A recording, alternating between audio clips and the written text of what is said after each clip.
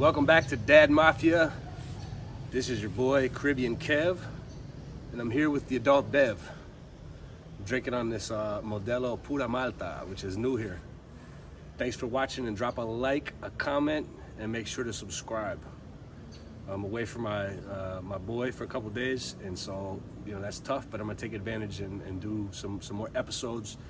And not all dad tales are about your little one, man. Some of them are just about being a dad in the world. And I'm gonna get straight into this one, man. So I got a year-old Rottweiler. He's like a year and 1 month or so. And my barber was keeping him for me because I was out of town. And I had to take him to the vet. And the barbershop was right next to this vet. So I said, bring him Friday night to work with you, and I'll board him for the day, and I'll do his blood work and give him his, anti-parasite pills and all that stuff, right? And then I'll go take him for a walk, and I'll bring him back to you, at night. And so we did all that, got his blood work and all that stuff, man. He's crazy, jumping around. He hadn't seen me in a while, and so I take him for a walk in the park. I take him, and then I decided, I was like, you know what? I missed him. He missed me. Let me just have him for a night. So I told my barber, I was like, look, I'm gonna give him to you tomorrow. He's like, no problem. Bring him to me tomorrow night before I leave. I was like, cool. So I got him at the house or whatever. The next morning, I wake up and I've got to go get a key made, right? So it's like less than a mile from the house, you know what I mean? And I take him with me. I like to walk him anyway, so I take him with me. It's like 9:30, you know what I mean, in the morning, but it's hot as hell. So Rottweilers are made for, the Bavarian Alps or wherever, you know what I mean? They're not good hot weather dogs. So when you walk him in the daytime, he gets real tired, man. You gotta bring some water with you. You gotta take frequent breaks. He doesn't like the heat. So he'll just plop his ass down on the sidewalk, And then also he likes when he's on a big avenue and sees a lot of people, he likes that. He'll just chill out and just like kind of be like, he just likes people. And so I go take him. He's already taken 3-something breaks. Finally get to the dam. The guy that makes the keys, he makes my copy. Poor guy sitting out front of the key copy place. He slobbers all over his fresh sweatpants, man, whatever. I'm not even a dog person. I never had a dog growing up, but I got a Rottweiler for security. Because as I've said in other episodes, you can't arm yourself here the way you can back home. Which in some ways is good that there's not the extreme like back home where everyone's got a goddamn weapon. Here, but it's the other extreme here where it's like the gives credence to the argument that only bad guys have weapons. That's true. So, I got a Rottweiler, and he's a great defense mechanism, but he's not very concealable. Man, people back up when I'm walking down the street, man. They back up, man. They're more afraid of dogs than anything. And I'm always polite when I'm in public with him, and I'll grab him real close to make sure people know that he's not going to jump on him or whatever. So anyways, I'm done with the key. We get like half a block away from the key spot, going back home. He plops his ass down on the corner on the sidewalk. Won't move. He's tired, you know what I mean? There's like a puddle, so he's drinking some water. I'm like, cool, I'm gonna just let him chill out for a minute. It's a real busy corner. It's like sort of like a real narrow street. It's like a glorified alley entrance where there's somebody selling vegetables, flowers, etc. And it's a real congested place. It's a barrio. It's like a little congested little ghetto. The entrance to it.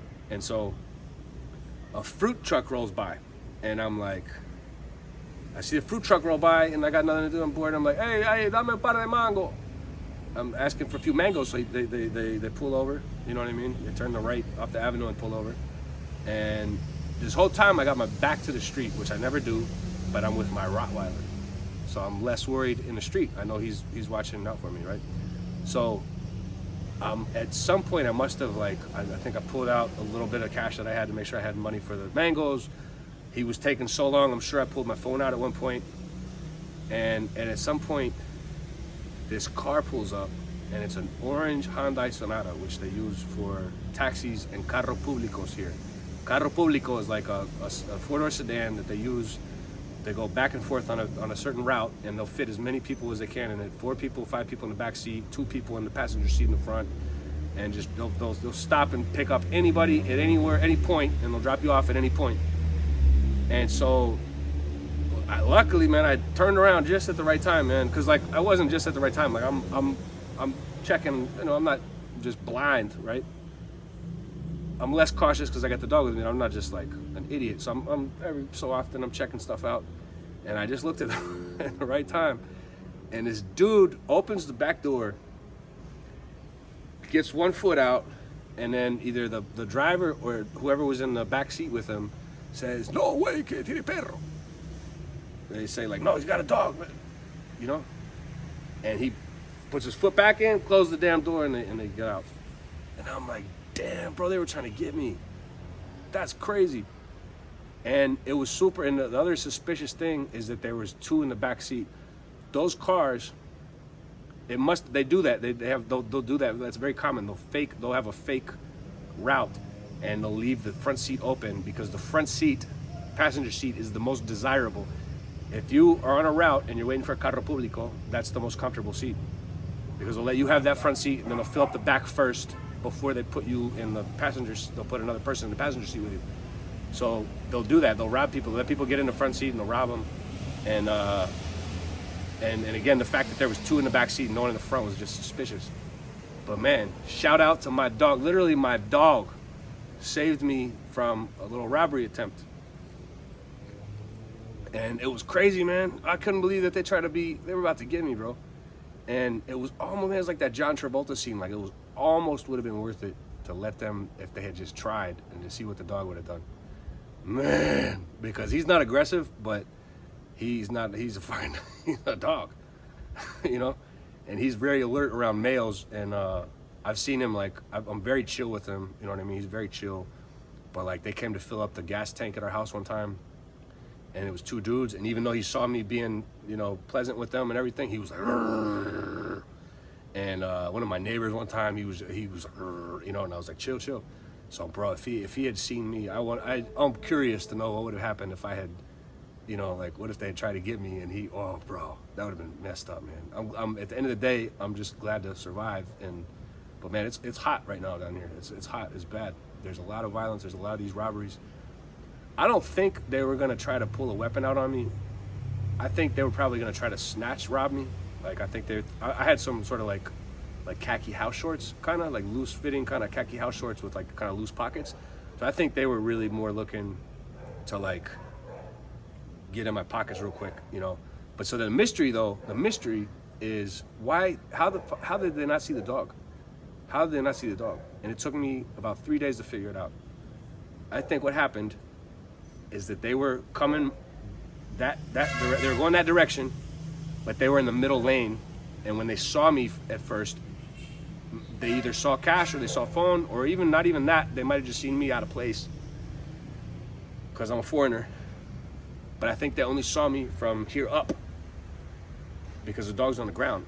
I think there must have been another car, or whatever angle they saw me at, they didn't see the ground. You know what I mean?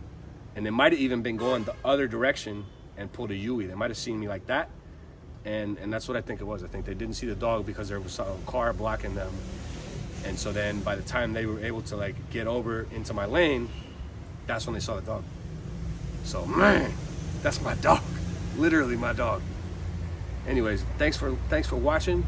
I hope you enjoyed this tale, man. Stay safe out there, because man, it's just bullshit at this point. I'm so sick of these cowards, man. Like, it almost would have been worth it, man, because if he had got out, bro, and I had an angle on him, I would have hit him so hard in his jaw, man. And then the dog, I don't know, man, might have just ate his testicles off, bro. I don't know. But stay safe, man, because none of that shit is worth it, man. Get home to your kids and live to dad another day. This is Caribbean Kev. Thanks for watching. Drop a comment, like, subscribe.